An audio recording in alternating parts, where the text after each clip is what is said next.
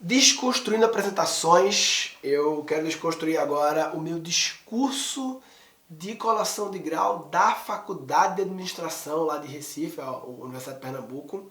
Foi em 2006, ou seja, mais de 10 anos atrás. Foi meu primeiro grande desafio de roteiro, de storytelling, né? Apesar de eu, antes desse discurso, ter feito algumas palestras de forma amadora, assim, em eventos interessantes, mas não como uma profissão palestrante. E já ter desenhado apresentações de pitch da empresa, de startup que eu tive e tal, mas esse foi o primeiro assim, roteiro que eu realmente passei horas e dias escrevendo, pensando, ensaiando, e foi um momento marcante na minha vida, porque foi um momento que quando eu fui eleito orador, eu junto com o João Carlos, meu parceiro lá, eleição bem natural, assim, a gente tinha uma liderança na turma e tal, uma resenha, conhecia a galera, enfim, e eram pessoas comunicadoras, né? Mas eu não fazia comédia, eu escrevia um blog cotidianos de crônicas assim, meio engraçadas, meio Luiz Fernando Veríssimo, sabe? Com um pouco de humor. Eu fazia isso. A galera já conhecia um pouco, mas nunca humor falado. E por causa desse discurso eu fui atrás de e-books, Why People Learn, porque as pessoas riem, learn não, porque as pessoas laugh, Why People laugh e tal, e procurei várias coisas, foi isso que me fez estudar comédia para eu aplicar.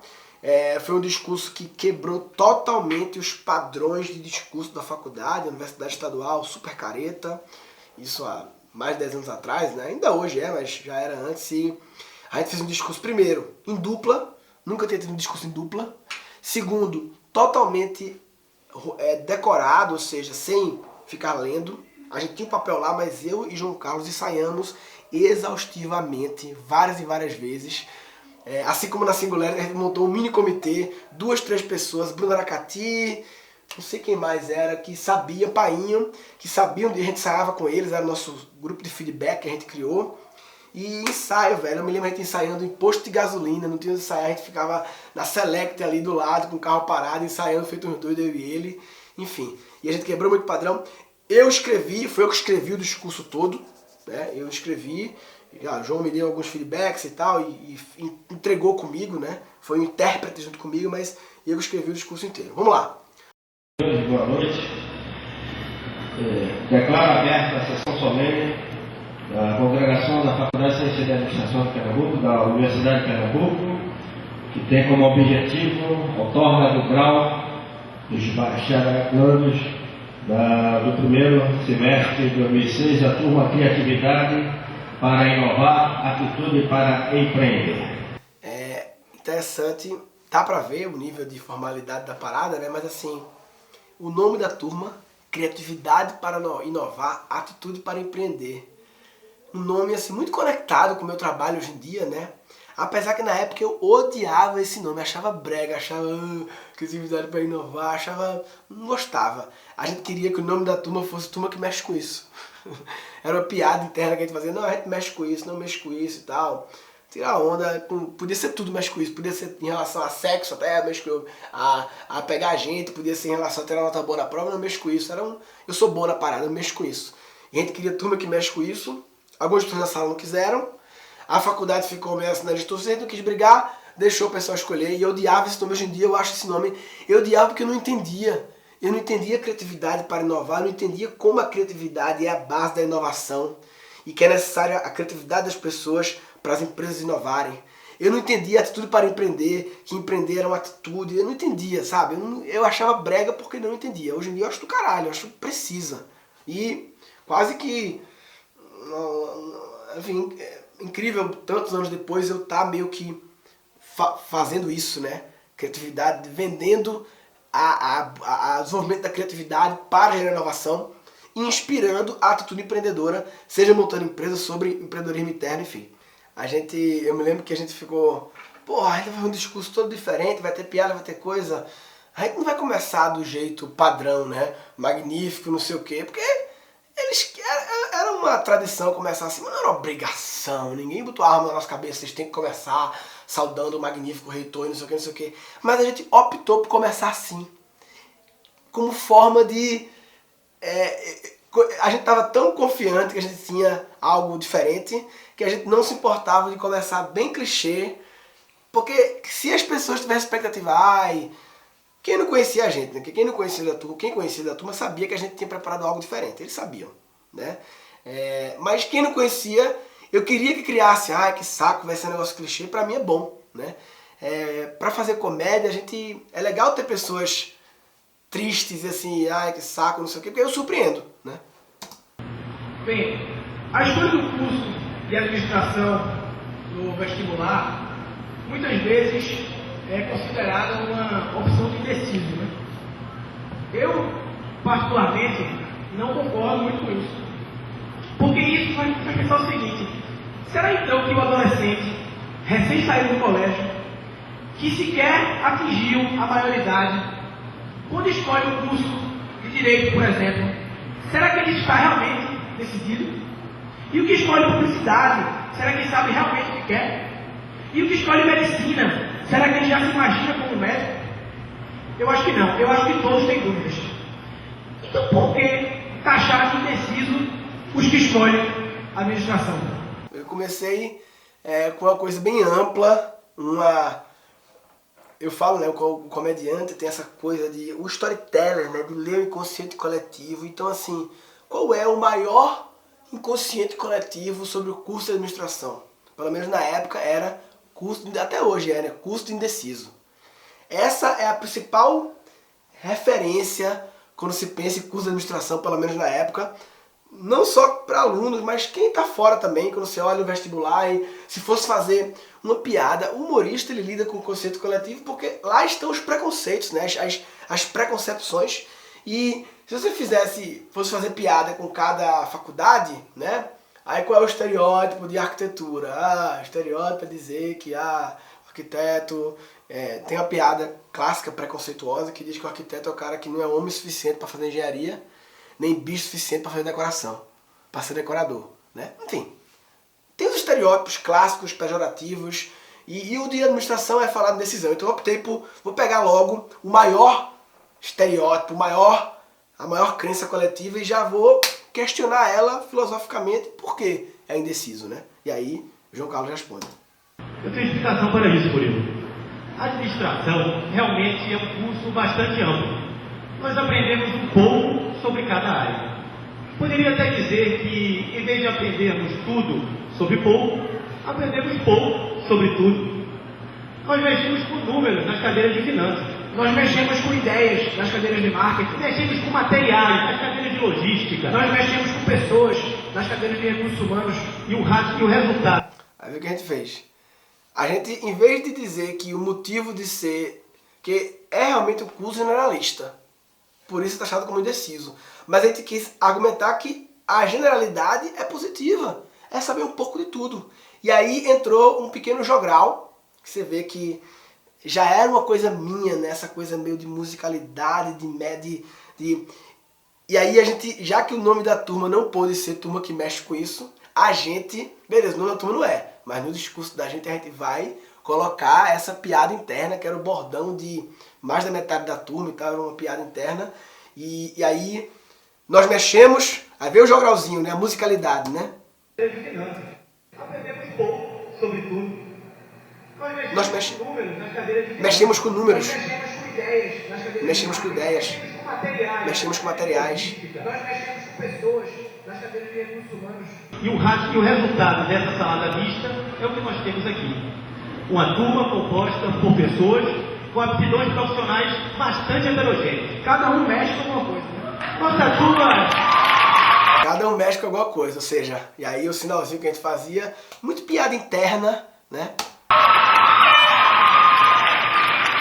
Nossa turma é tão heterogênea que se cada um exercesse suas habilidades na sua área, só com a nossa turma seria possível comandar uma grande empresa. Seria não? Nós teríamos... Ou seja, a gente pegou o preconceito e transformou no diferencial, numa parada de valorização da turma, porque de fato a turma de administração tem gente que é mais de pessoas, mais de números, mais de marketing, mais não sei o que, dá para comandar uma grande empresa, só essa turma, né? E aí entra um novo jogral, um novo joguinho de palavras, Eu e João Carlos alternando, só que agora, em vez de falar das matérias, falar das pessoas, né? Dos conhecimentos das pessoas. Nós teríamos profissionais competentes na área de informática, na área de recursos humanos, na área de logística, na área de auditoria, consultoria, finanças, bancária que não falta, né? Realmente muito bancários. Ele fez a primeira parte, na verdade, não foi lá e cá não, ele fez a primeira parte. Micro piadinha no final, porque realmente tinha muito bancário. Ó, padrões. A gente falou os padrões de profissões, como era muito clássico na época os bancos chamarem de trainee alunos da FECAP, tinha muita gente que trainee de banco, aí bancário aqui não falta, micro piada, um pouco de listinha com micro piada no final. Aí agora vem a minha vez, minha parte de falar as profissões. Teríamos também competências nas áreas de segurança, telecomunicações, alimentação, hotelaria, design. Nós temos até colegas que trabalham com ar-condicionado e patística. Você vê, é o padrão da lista 1, 2, 3. É 1, 2, 3 do humor, só que aplicado a... Nós temos pessoas de segurança, de logística, de não sei o que, de não sei o que. Temos gente que trabalha não sei o que aí, pessoas reais, né? Quando a gente fala segurança, todo mundo já é fulano, segurança, fulano, logística e tal. E no final, temos até gente que trabalha com ar-condicionado e patins. Aí você pega uma coisa abstrata, tem uma menina que tem uma loja de ar-condicionado, Aracati tinha uma pista de patinação. E aí, ou seja, você deixa o extraordinário, fala os ordinários na listinha e deixa o extraordinário para o final diferente. Apesar dessa turma tão heterogênea, eu acho que todos aqui têm uma coisa... Pronto, então, o discurso tem 10 minutos, está dividido em 2 vídeos, mais 6, tem 15 minutos, você vê. Agora, no primeiro 3 minutos, 1/5 foi o primeiro bloco. Isso é uma coisa que eu sempre faço, assim, de dividir as coisas em blocos para fins de memorização. Então esse era muito o primeiro bloco, era o bloco administração indeciso. Falar do preconceito, defender, mostrar as vantagens disso, acabou esse bloco. Agora vamos começar o segundo bloco, que é sonhos, metas, ambições. E o nome desse bloco é sucesso. Aí é uma pequena filosofia sobre sucesso, o que é sucesso e tal. A busca pelo sucesso. Sucesso é uma palavra difícil de ser explicada, né? No nosso país, uma pessoa que se alimenta 3 vezes ao dia e que toma banho regularmente pode ser considerada uma pessoa de sucesso.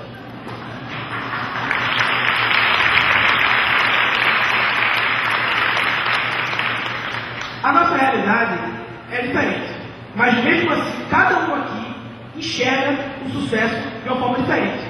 Cada um vê o sucesso da sua forma. Para alguns, o sucesso pode ser morar numa praia e viver à base de água no coco. Para outros, sucesso seria constar na lista dos mais ricos da revista Forbes. Para alguns, sucesso pode ser oferecer a seus filhos o mesmo que seus pais lhe ofereceram. Para outros, infelizmente, sucesso nada mais é do que um trissílabo paroxítono. Eu sei que vocês estão pensando assim, sucesso realmente é paroxítono, né? Mas eu já vi isso antes, realmente é paroxítono, fiquem tranquilos. Aí, isso também eu falei várias coisas, sucesso bonitinho no final, para alguns sucesso é apenas um trissílabo paroxítono. E aí, se colocando no lugar das pessoas, ao ouvir isso, a tendência é todo mundo pensar, sucesso. Tentar ver qual é se é paroxítono mesmo, se é oxítono, né? Você mentalmente pensar. E quando você lê, né, subentende que as pessoas estão mentalmente pensando algo e você traz para a superfície aquilo que elas estão pensando, as pessoas riem disso. É quase que, tipo, ele me decifrou o meu código, né? Então, eu falei trissílabo paroxítono e logo depois eu disse. Eu sei que vocês estão pensando assim, realmente é paroxítono, né? Mas eu já vi isso antes, realmente é paroxítono, fiquem tranquilos. E rir é a prova que eles estavam pensando. Quem riu estava pensando. O sucesso realmente é complexo demais para ser definido. Mas eu vou tentar aqui chegar a um conceito que pode ser aplicável a todos nós, a cada um de nós, independente do que cada um almeja. Sucesso é aquilo que nós conquistaremos. Ponto. Essa cara de, em vez de dizer o que é sucesso, dizer que é o que nós conquistaremos. Enfim, uma forma motivacional de dizer que vocês vão ter sucesso e tal. Um jeito diferente de falar, vocês vão ter sucesso, né? Sucesso é aquilo que a gente vai conquistar. Nessa busca pelo sucesso, algumas pessoas acham que comprar livro de autoajuda resolve, né? Sucesso em 3 lições. Como alcançar o sucesso em 5 dias. A arte da guerra para quem mexeu no queijo do pai rico. 1, 2, 3, clássico aí. Clássico. Livro de autoajuda. Sucesso em 3 dias. Padrão. Como alcançar o sucesso, não sei o quê. E o terceiro, A Arte da Guerra para quem mexeu no queijo do pai rico. Que é um livro que existe do amigo meu, Lully Radfarer, e que existe mesmo, mas que é uma piada porque ele junta A Arte da Guerra, mexeu no queijo do pai rico num título só. Clássico 1, 2, 3. Se eu pego e chego do nada, isso é clássico, mas é simples, mas poderoso. Se eu chego e falo logo o primeiro, sem estabelecer o 1 e o 2, que é o ponto da reta, né? Aí não tem graça, não tem rasteira, né? Olha, eu particularmente só conheço uma forma de alcançar o sucesso. É através do trabalho. Só tem uma forma de alcançar o sucesso. Radioco, papai, através do trabalho. Einstein dizia que o único lugar onde o sucesso vem antes do trabalho é no dicionário.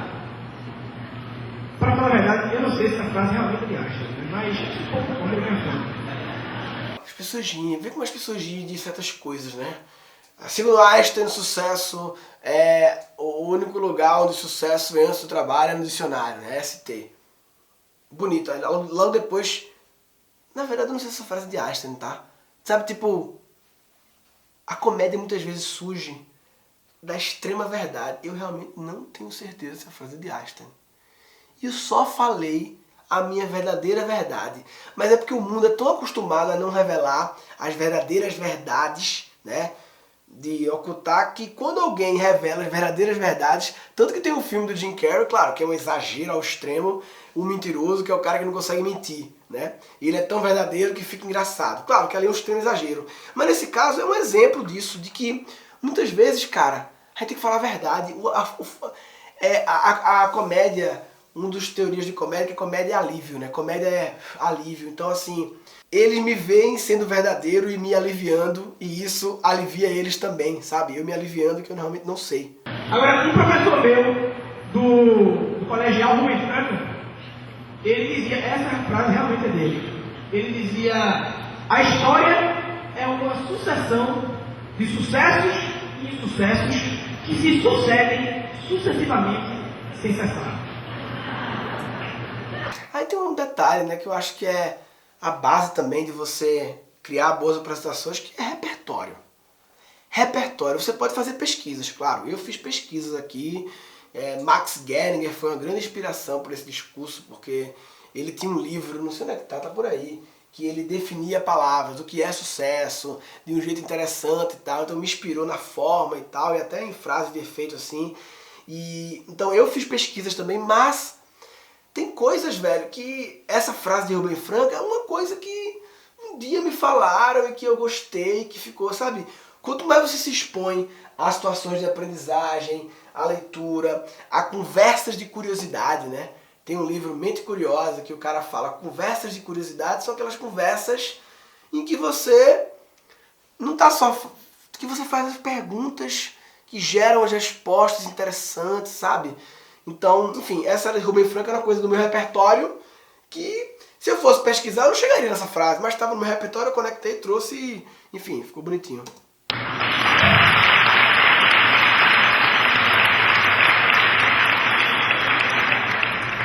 Olha, eu não sei qual é o segredo do sucesso, mas sei que o segredo do fracasso é perder muito tempo procurando o segredo do sucesso. Eu sempre fui bom, sempre assim, há muito tempo eu sou bom em fazer pequenas frasezinhas, né? E essa foi a primeira frasezinha diferentinha assim, bonitinha que eu fiz no livro que eu lancei em 2000, escrito em 99, ou seja, quase 20 anos atrás, quase, 99. E que era o final do livro, que era: eu não sei qual é o segredo do sucesso, mas sei que o segredo do fracasso é perder muito tempo procurando o segredo do sucesso. Trocar um jogralzinho de palavras, né? Que no fundo é para dizer que não tem segredo do sucesso. Ficar procurando segredo, fórmula, não tem. Né? E aí, enfim, também era um repertório que eu tinha, que eu botei na roda aí.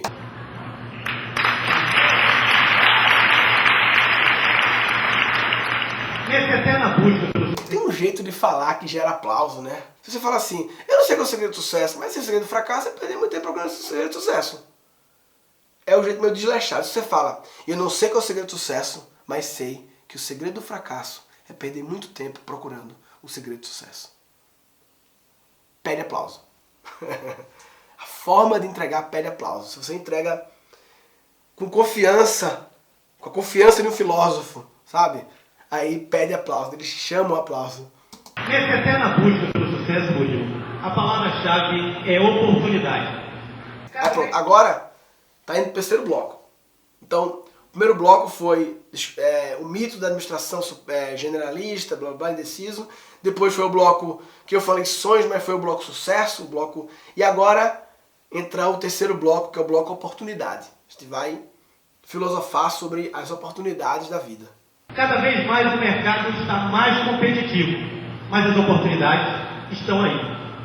E o grande desafio que todos nós enfrentaremos é saber identificar e agarrar as oportunidades. A palavra oportunidade deriva de porto, porque os antigos marinheiros sabiam que se suas caravelas não aportassem em um local seguro, correriam um sério risco de ficar à deriva, encalhar ou naufragar. Na vida profissional, muita gente acredita o contrário. Acham que a obrigação é do porto sair em socorro das caravelas. Essas pessoas estão até hoje aguardando as oportunidades. Você vê a diferença, né, do negócio estar ensaiado, decorado, e João fez lição de casa também, porque eu, como escrevi, tenho facilidade maior de lembrar, né? Ele, claro, participou do processo também, dando feedback, se ensaiou muito, mas ele realmente fez a tarefa de casa de toda a diferença, ele falando aqui, ó. Então é tarefa, e se fala do textinho, a gente também teve um nível de execução 90% fidedigna ao que estava previsto, né? Muito bem. E faz toda a diferença de ficar olhando para baixo, lendo, você não consegue ter o time. Aqui você tá, ó, é a obrigação do porto, são as caravelas, sei o que, claro, dá uma olhadinha de vez em quando para saber só o start do próximo bloco, do próximo parágrafo, sabe? Rapidinho ele dá, mas faz toda a diferença o negócio, tá? Como eu sempre falo, né? Você chegar pronto na ponta da língua, você pode se preocupar com outras camadas. Você pode, além de estar mais tranquilo, você pode estar aberto ao imprevisto, estar aberto a, sei lá, sabe? Você está mais tranquilo. Dizem que a grande oportunidade só bate na porta uma vez. Quem fica tocando a campainha o tempo inteiro são as visitas chatas. Quem espera sempre alcança é um bonito ditado, mas que pouco faz sentido para quem está de olho na grande oportunidade. Pois no nosso difícil mercado de trabalho, quem espera sempre dança e quem procura sempre acha. Pede aplauso também, né? Frasinha de efeito, quem espera sempre dança, quem procura sempre acha. Musicalidade, trocadilhozinho de palavras e tal, meu jograzinho também. Entregue também com confiança, gera... Eu sempre fico pensando, Murilo, quer dizer que é caçar aplauso? Na comédia há essa discussão, né? Tem os caçadores de aplauso, a galera que fica apelando para ter um aplauso que mede a eficiência social pela quantidade de aplausos. Aí é exagero já, mas o aplauso ele tem um efeito automotivador, ele tem um efeito energético da galera, ele dá uma pausa pra gente respirar, pensar, olhar o roteiro, entendeu? Então, a gente não pode apelar muito, mas ele é sempre bem-vindo, um aplauso espontâneo, né?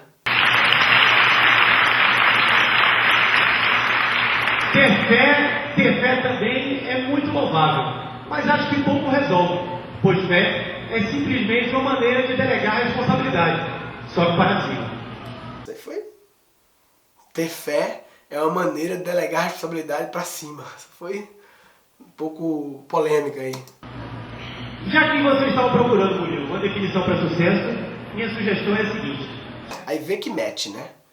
Começou com aquela objeção da administração, depois eu filosofei um pouco sobre sucesso, você viu que eu fui o filósofo do sucesso, ele foi o filósofo sobre oportunidade, apesar de ter uma rápida participação. Não, nem teve, foi eu mesmo que comandei o sucesso e ele comandou a oportunidade. O começo teve, o primeiro bloco teve uma troca, o segundo bloco foi meio que eu, o responsável, isso até ajuda a não decorar, né? Cada um decora só a parte mais sua, depois foi do outro, e agora tem um match, tem uma junção, né? Ele fala, já que você estava procurando definição para sucesso, Murilo, na minha filosofia, eu vou dar sugestão. Aí é o que ele dá? Um match de sucesso com oportunidade. Sucesso é o encontro da competência com a oportunidade. Só mudando um pouco de assunto, eu não sei se você sabia que as empresas de eventos, como a Mira... Beleza, então acabamos, diria assim, bloco 1, 2, 3, porra, já entregamos alguma coisa, entregamos um conteúdo legal. Aí agora tem uma quebra de paradigma ousada, quase que uma pausa na palestra para eu falar uma viagem aí. Ela sempre tem... Eu sei o que você vai falar. São os iniciadores de palmas. Exatamente, pode viajar, né? Já, claro. Mas explica pro pessoal. Bem, pessoal, é o seguinte. As empresas de eventos, como a Mira, elas sempre têm 3 pessoas secretas que ficam na plateia. Essas pessoas, elas ficam posicionadas estrategicamente em forma de triângulo. Fica uma à esquerda, uma à direita e uma na frente. Qual é a função dessas pessoas? A função delas é iniciar as palmas. Ou seja, elas sabem as horas certas em que se deve bater palma, e são elas que começam as palmas para que o resto da plateia continue. É uma estratégia. A gente meio que, cumprimos o nosso dever, entregamos um conteúdo legal, honesto, com algumas piadinhas e tal, e agora foi um momento de abrir parênteses e desconstruir total, e essa teoria das palmas aí, a viagem. Olha, eu não deveria estar falando isso. Eu não sei nem por que eu estou falando isso, porque isso é um segredo guardado a 7 chaves, há várias décadas e gerações. Então, esse pessoal garante que os aplausos aconteçam nas horas certas. Inclusive, eu fico tentando descobrir quem são eles na plateia. E tento bater palmas antes de que eles iniciem. Mas eles são muito bons. Eles mexem com isso, né? São profissionais. O bordão mexe com isso, um callback aí. E essa história de dizer que tem os iniciadores de palmas, estrategicamente localizados e tal, é uma coisa que a gente estabeleceu agora, né? Já está mais da metade do discurso, e que é uma plataforma para a gente fazer callbacks mais tarde. Não foi de graça, a gente estabeleceu isso aí. Cara, callback é uma ferramenta muito violenta de comédia, de retomar. E muitas vezes a gente estabelece coisas antes que não tem muita graça, só para poder ter a plataforma de depois fazer a retomada, que muitas vezes tem mais graça do que a plataforma que você estabeleceu. Agora, você já tem alguma ideia de quem seja algum deles hoje? Aí a brincadeira é, tu tem alguma ideia de quem são os iniciadores aqui hoje, João Carlos? Murilo, eu estou suspeitando daquele senhor ali bem à direita, de óculos, meio calvo. O que você acha dele? Ele faz um perfil. Faz o perfil? Como assim? Faz o perfil iniciador de palma? Eu tava pensando no garoto ali que tá com a camisa azul ali, ou verde ali, porque eu vi ele... Você tem razão, pode ser ele. Pode ser ele. Mas voltando ao assunto de oportunidade... Pronto, aí beleza. Você viu que a gente falou que eram 3 iniciadores de palmas, a gente fez que, eu acho que é aquele, 2, fica faltando 1. Isso tá no ar, né? A galera agora, a gente tem mais 5 minutos, 6. A galera meio que esqueceu, ok, passou, mas não passou. A gente tá com isso guardado pra lá na frente a gente fazer uma retomada dessa questão de quem é o terceiro. Já conseguiram identificar suas oportunidades. Nós já temos na nossa turma empresários, gerentes, supervisores. Temos também, é claro, gente que está apenas começando a sua trajetória profissional, mas com grandes perspectivas pela frente. Eu não tenho dúvida que dessa turma sairão grandes empresários, presidentes, diretores, gerentes, auditores, consultores, políticos e intelectuais. Muita gente aqui ainda vai se esbarrar na direção de grandes empresas ou como empresário de sucesso. Pode escrever isso. Fala mais meio de motivacional mesmo, de valorização da galera, porque... E verdade, sabe? Verdade. Realmente, essa é uma crença minha que se materializou. Minha turma realmente era uma galera muito diferenciada que hoje em dia faz várias coisas muito fodas por aí. Mas assim, essa coisa minha de palavras, né? Essa facilidade de decorar. Verdade, como é que eu falei? Médicos, engenheiros, empresários, prefeitos, doutores, gerentes, auditores, políticos e intelectuais. Eu tinha sempre essa coisa, e desde essa época eu usava já a técnica que eu usei no discurso da singularity de memorização, que é agrupar as palavras, então eu começo numa ordem meio hierárquica, né? Presidente, diretor, né? Porque isso ajuda a decorar. Você encontra a lógica entre as coisas. Por que isso está aqui? Dividir em bloco na primeira linha, presidente, diretor, gerente, coordenador. Não tem como esquecer isso. É a linha de hierárquica do clichê. Aí depois, advogados, consultores, aí depois vem os agregados, né? Sabe? A ordem que você bota as coisas torna o negócio mais bonito, externo, estético e mais fácil de memorizar. É win-win nas duas pontas. Políticos e intelectuais. Muita gente aqui ainda vai se esbarrar na direção de grandes empresas ou como empresário de sucesso. Pode escrever isso.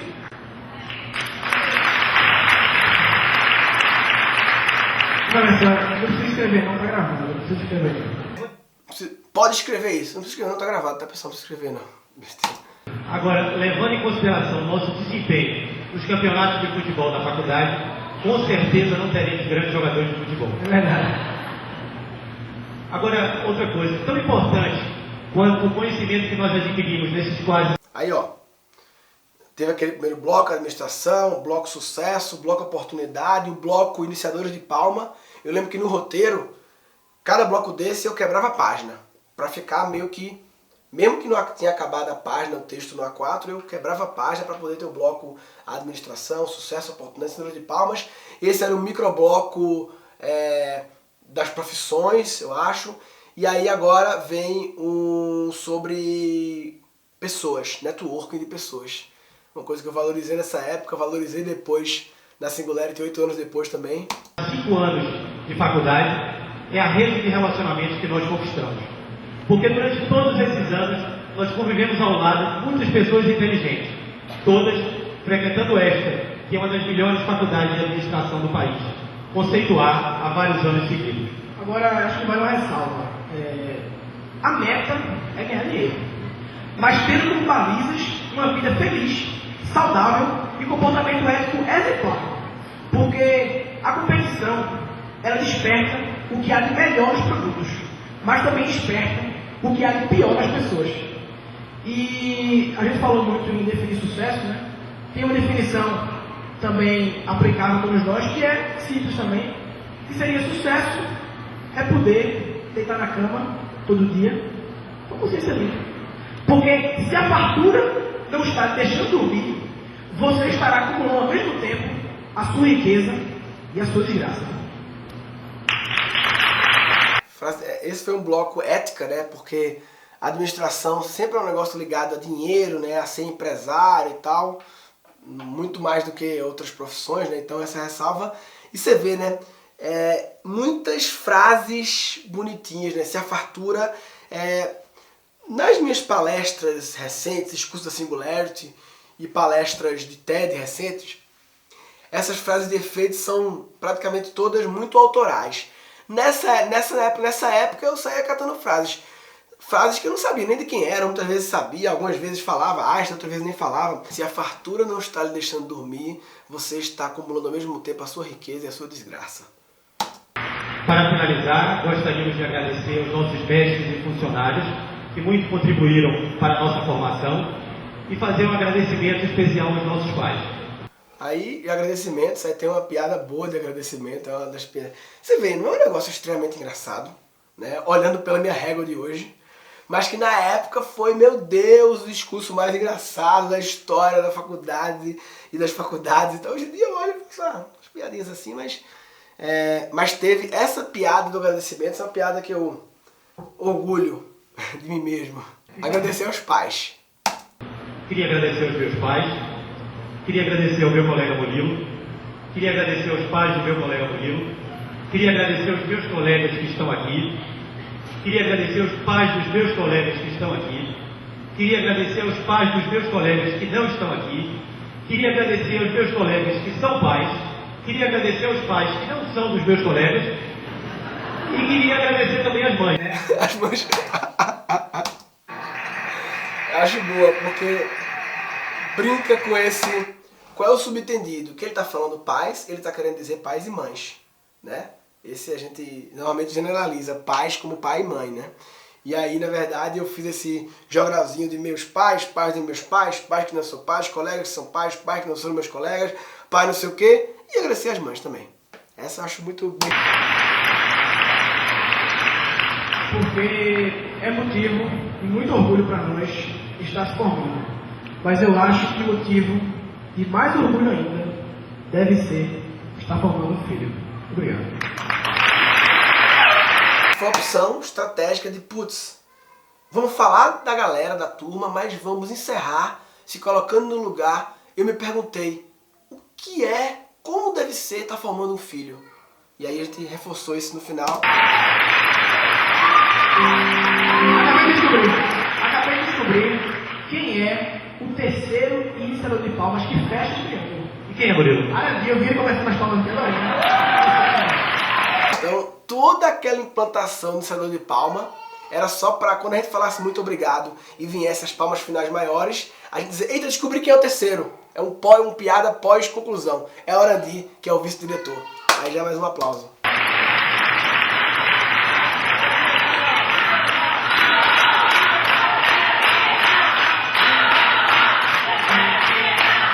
E aí no final, a gente declamou uma poesia de Zé Cabaleiro e Zé Ramalho, que a gente declamava em alguns churrascos da faculdade, Bienal, que é maravilhosa. Também foi uma coisa louca, né? Uma poesia que não tem nenhum sentido, totalmente louca, totalmente decorada, difícil de decorar, que foi o início da minha parceria com o João Carlos. Foi um dos motivos pelo qual a gente foi eleito para ser orador. Foi o fato da gente declamar essa poesia junto em alguns eventos da faculdade e tal, então já tinha essa simbiose nossa, e é engraçado por natureza, enfim, com vocês, Bienal. Bienal, o pessoal está pedindo, é uma música, diria na verdade que é uma poesia. Foi escrita por um cantor e compositor maranhense, Zé Cabaleiro, interpretada por ele, Zé Ramalho, compositor paraibano, e que nós costumamos declamar nos eventos e encontros da faculdade. Ela fala sobre a 23ª Bienal Internacional de Artes Plásticas, que aconteceu em São Paulo em 1996, cujo tema era a desmaterialização da obra de arte no fim do milênio, e tratava das excentricidades encontradas no evento. Como a nossa turma, a tônica, é a criatividade e a inovação, regada a uma boa dose de excentricidade, achamos que essa música tem um pouco a ver, que essa poesia tem um pouco a ver conosco.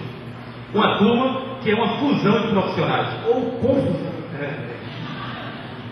Desmaterializando a obra de arte no fim do milênio, faço um quadro com moléculas de hidrogênio, fios de cabelo de um velho armênio, cuspe de mosca, pão do mito, asa de barata torta. Meu conceito parece à primeira vista um barroco figurativo, neo-expressionista, com pitadas de arte louvor pós-surrealista, calcado na revalorização da natureza morta. Minha mãe certa vez disse-me um dia, vendo minha obra exposta na galeria, meu filho, isso é mais estranho que o traseiro da Gia e muito mais feio que um hipopótamo insone. Para entender um trabalho tão moderno, é preciso ler o segundo caderno, calcular o produto bruto interno, multiplicar pelo valor das contas de água, luz e telefone, rodopiando na fúria do ciclone, reinventa o céu e o inferno. Minha mãe não entendeu o subtexto da arte desmaterializada no presente contexto, reciclando um lixo lá do cesto, chega um resultado estético bacana. Com a graça de Deus e Basquiat, Nova York, me espere que eu vou já. Picharei com tempero e vatapá, uma psicodélica baiana. Misturarei as águas de miúva, com tampinhas de Pepsi Fantaúva, perigo com água da última chuva, bolas de injeção de penicilina, desmaterializando a matéria, uma arte pulsando na artéria, o fogo no gelo da Cimeia, faço até cair neve em Teresina, com clarão do raio da Silvina, desintegra o poder da bactéria, com clarão do raio da Silvina, desintegra o poder da bactéria. É uma lei, não, gente?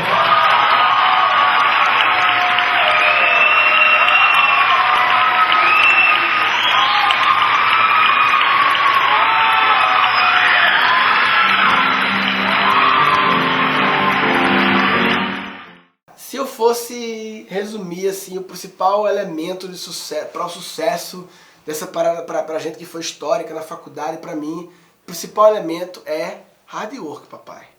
Treino louco, eu e o João Carlos, para decorar, para ficar tranquilo, para estar preparado para a diversidade que podia surgir, sabe? A gente teve uma hora que eu até me disperso com alguém que fala uma coisa assim, eu olho pro lado e tal, mas, sabe, não me atrapalhou em nada, porque eu voltei de back to track, né? Enfim, então é isso, é treino pra caralho, né? Aqui, ó, Champions train, losers complain.